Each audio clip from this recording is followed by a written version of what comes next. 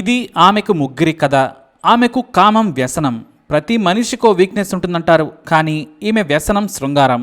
ఇలా కూడా ఉంటారా అంటే ఈ స్టోరీ చూడాల్సిందే. ఉండేది స్లంలో, చేసేది కూలి పని. కానీ ఆమె అందం రవిశంకర్ గీసిన చిత్రంలా ఉంటుంది. చెమట కారుస్తూ కూలి పని చేస్తున్న ఆమె రూపం దివ్యంగా ఉంటుంది.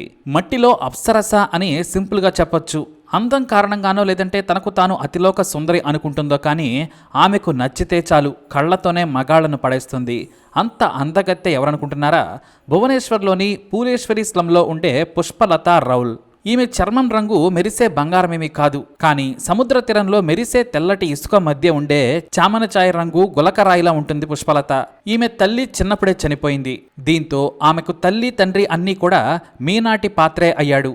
మీనాటి పాత్ర కూతురును బంగారంలా పెంచుకున్నాడు. ఆమె అందం చూసి మోజపడి ప్రేమించి దగ్గరి బంధువైన సరాత్ రౌల్ రూపాయి కట్నం కూడా తీసుకోకుండా పెళ్లి చేసుకున్నాడు.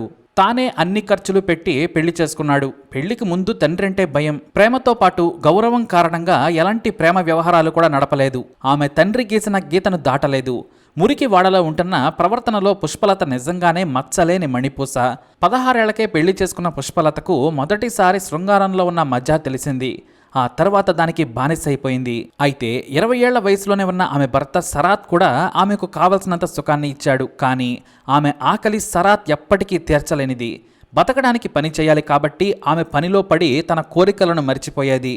రాత్రైతే మాత్రం ఈ మోడర్న్ క్లియోపాత్ర తోడు కోరుకునేది. ఆమెను పిచ్చిగా ప్రేమించిన సరాత్ సుఖపెట్టాడు. కాకపోతే బెడ్పై ఆమె వింత ప్రవర్తన చూసి చిరాకు పడేవాడు.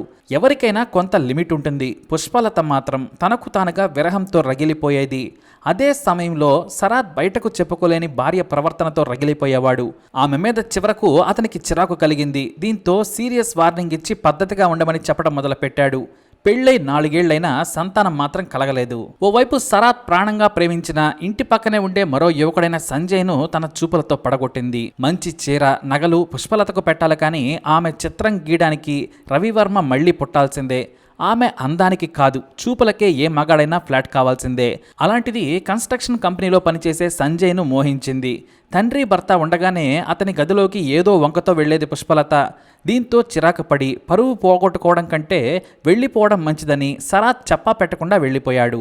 6 నెలలైనా అతని జాడలేదు. అతని తల్లిదండ్రులను సంప్రదిస్తే నీ కూతురు మదపిచ్చి తగ్గించుకోమని సలహా ఇచ్చారట. దీంతో పుష్పలత తండ్రి మీనాటి పాత్ర తలదించుకోవాల్సిన పరిస్థితులు ఏర్పడ్డాయి. ఇక ఆమె మొదటి భర్త వెళ్లిపోవడంతో సంజయ్ ఇంట్లోనే ఎక్కువగా గడిపేది. దీంతో ఆమె తండ్రి ఆమెకు వార్నింగ్ ఇచ్చాడు. ఇలాంటి ప్రవర్తన తనకు నచ్చదని చెప్పాడు.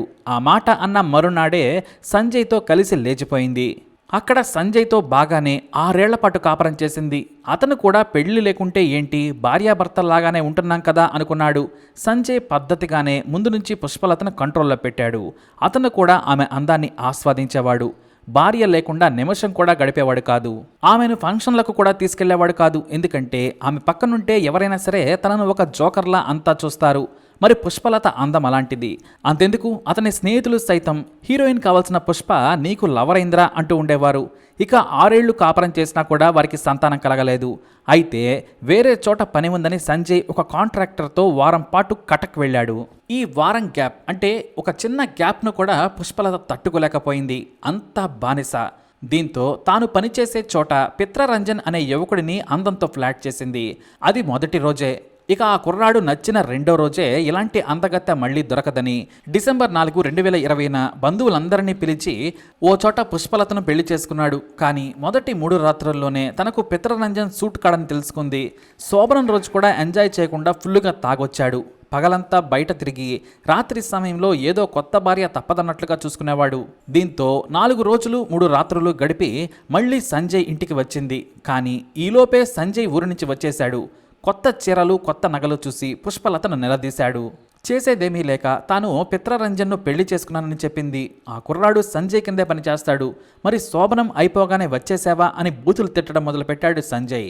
దానికి మరి నువ్వు పెళ్లి చేసుకోకుండా నీతోనే జీవితాంతం ఎలా ఉంటానని ప్రశ్నించింది. పెళ్లి మాత్రమే చేసుకోలేదు, నీకు ఏనాడైనా ద్రోహం చేశానా? కూలి పనులు కూడా మానిపించి సుఖపెడుతున్నాను. ఇంతకంటే ఏం చేయాలి?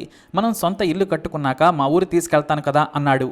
ఆమె తప్పయింది అని చాలా సింపుల్గా సంజయ్కు చెప్పింది. కానీ సంజయ్ ఆమె మీద విరక్తి చెందాడు. పని మీద ఊరెళితే మరొకడిని పెళ్లి చేసుకుని 3 రాత్రులు గడిపి రావడం అనే ఆలోచనే తట్టుకోలేకపోయాడు. డిసెంబర్ 29, 2020న మద్యం తాగిన మైకంలో పుష్పలతతో గొడవ పెట్టుకున్నాడు. ఆ సమయంలోనే తాను ప్రాణంగా ప్రేమించినా మోసం చేస్తావా, నీకు మనసెలా వచ్చిందని పుష్పలత గొంతు నులిమి చంపేశాడు సంజయ్. ఆ తర్వాత రాత్రి 1 గంట సమయంలో తన స్నేహితుడు శ్రీకాంత్ దాస్ అలియాస్ చెంగుని పిలిచాడు. విషయం చెప్పి బోరుమన్నాడు. శవాన్ని మాయం చేసేందుకు సాయం చేయాలని చెంగు చేతులు పట్టుకొని ఏడ్చాడు సంజయ్. తనకు పుష్పలతను చంపాలని లేదు, కానీ ఆమె కామపిచ్చి శృంగారం కోసం ఎంతకైనా తెగిస్తుంది. నాకు తెలిసే ఇలా వెళ్ళిందంటే తెలియకుండా ఎంతమందితో తిరుగుతుందోనని అనుమానం వ్యక్తం చేశాడు. ఇక చెంగు చిన్నప్పటి నుంచి కలిసి తిరిగిన స్నేహంతో తన బాస్ బొలెరో వాహనాన్ని తీసుకొస్తానని చెప్పాడు. ఈలోపు శవం మీద ఫింగర్ ప్రింట్స్ లేకుండా పారేసేందుకు హ్యాండ్ గ్లౌస్తో పాటు సర్జికల్ కత్తులను కొనుక్కొని రావాలని కూడా చెప్పాడు. చీకట్లోనే హ్యాండ్ గ్లౌస్ దొరికాయి, కానీ పదునైన కత్తులు దొరకలేదు. దీంతో ఇంట్లో ఉన్న చికెన్ను కట్ చేసే పదునైన కత్తిని షార్ప్గా చేశాడు సంజయ్. ఆ కత్తితో మొండాన్ని తలను వేరు చేశాడు. ఆ తర్వాత ఎవరూ చూడని సమయంలో వేగంగా పుష్పలత బాడీని బొలెరో వాహనంలో వేసుకొని అంధారో హైవే పక్కన పొదల్లో పడేశారు. వేరు చేసిన తలను మరో సంచిలో వేసుకొని దగ్గరలోని అడవిలో పడేసి వచ్చారు. ఆ తర్వాత దారిలో మద్యం కొనుక్కొని దాబాలో ఫుల్లుగా తాగి తిని అదే వాహనంలో తెల్లారే వరకు పడుకున్నారు. ఉదయం భువనేశ్వర్ వచ్చి వాహనాన్ని చెంగు బాస్ ఇంట్లో పెట్టి తమ స్వగ్రామానికి పారిపోయారు. ఇక అదే రోజు ఉదయం ఒక పశువుల కాపరి తలలేని బాడీని చూసి భయపడి పోలీసులకు ఫిర్యాదు చేశాడు. దీంతో సిటీ క్రైమ్ బ్రాంచ్ను హ్యాండిల్ చేయాలని డీజీపీ ఆదేశించారు. తలలేని మొండెం ఎవరిదో గుర్తించడం పోలీసుల వల్ల కాలేదు. దీంతో ఏం చేయాలో వారికి తెలియలేదు. ఢిల్లీ ఎయిమ్స్కు పంపి DNA పరీక్షలు చేయించారు. ఒక్క మిస్సింగ్ రిపోర్ట్ కూడా పోలీసులకు రాలేదు. పాత కేసులతో పోల్చడానికి ఛాన్సే లేదు. కొత్తగా బాడీ, అది కూడా హత్య చేసి 24 గంటలు కూడా కాలేదని పోస్ట్ మార్టంలో తేలింది. రాష్ట్రం మొత్తం మీద మిస్సింగ్ కేసులు చూసినా ఫలితం లేకుండా పోయింది. అన్ని మీడియాల్లో ఈ వార్త వచ్చినా ఎవ్వరూ పట్టించుకోలేదు. సరిగ్గా పుష్పలత చనిపోయిన 14వ రోజు ఆమెకు ఫోన్ చేశాడు తండ్రి మీనాటి పాత్ర. స్విచ్ ఆఫ్ అని రావడంతో సంజయ్కు కాల్ చేశాడు. ఆమె నా దగ్గరకు రాలేదు, పిత్రరంజన్ అనే వ్యక్తిని పెళ్లి చేసుకుని వెళ్ళిపోయిందని చెప్పాడు. తన కూతురు కోసం మీనాటి పాత్ర వెతుకుతుండగానే ఆమె కొత్త భర్త పుష్పలతను నాతో పంపండి మావయ్య అంటూ పిత్రరంజన్ అతని కాళ్ల మీద పడ్డాడు. అసలు ఈ పిత్రరంజన్తో పుష్పలత పెళ్లి జరిగిన విషయం కూడా అతనికి తెలియదు. పుష్పలత నా దగ్గర లేదు, మీ ఇంట్లో ఉందని సంజయ్ చెప్పాడని మీనాటి పాత్ర అన్నాడు. అతనెవరు అని పిత్రరంజన్ అడగడంతో అతను పుష్పలత రెండో భర్త అని చెప్పాడు. దీంతో పిత్రరంజన్కు ఫ్యూజులు ఎగిరిపోయాయి. నాతో పెళ్లి కాలేదని, ఇదే మొదటి పెళ్లి అని చెప్పి పుష్పలత నన్ను పెళ్లి చేసుకుందని పిత్రరంజన్ ఆమె తండ్రిపై సీరియస్ అయ్యాడు. ఆ తర్వాత పోలీసులకు కంప్లైంట్ చేద్దాం పదా అన్నాడు. నేను రానని పుష్పలత తండ్రి చెప్పాడు. నువ్వు రాకుంటే ఆమె కనిపించడం లేదని నన్ను అనుమానిస్తారు, నువ్వు రావాలని పిత్రరంజన్ ఒత్తిడి చేయడంతో ఇద్దరూ కూడా పోలీసులకు ఫిర్యాదు చేశారు. తమ కూతురు కనిపించడం లేదని ఫోటో ఇచ్చి భువనేశ్వర్లోని కాందగిరి పోలీసులకు ఫిర్యాదు చేశాడు పుష్పలత తండ్రి. ఆ ఫోటోను చూడగానే క్రైమ్ బ్రాంచ్ పోలీసులకు సమాచారం ఇచ్చారు. వాళ్ళు ప్రభుత్వ ఆసుపత్రిలో మార్చరీలో ఉన్న తలలేని మొండాన్ని చూపించి గుర్తుపట్టాలని కోరగా తన కూతురిదేనని చెప్పి విలపించాడు పుష్పలత తండ్రి. తనకున్న గుర్తులతో అతను సరిపోలి చూశాడు. ఆ బాడీ ఆమెదే. ఇక మీకు ఎవరి మీద అనుమానం ఉంది అంటే తమకు సంజయ్ మీద అనుమానం ఉంది అని అతను చెప్పడం జరిగింది. దీంతో ప్రత్యేక బృందాలు సంజయ్ కోసం గాలింపు చేపట్టారు.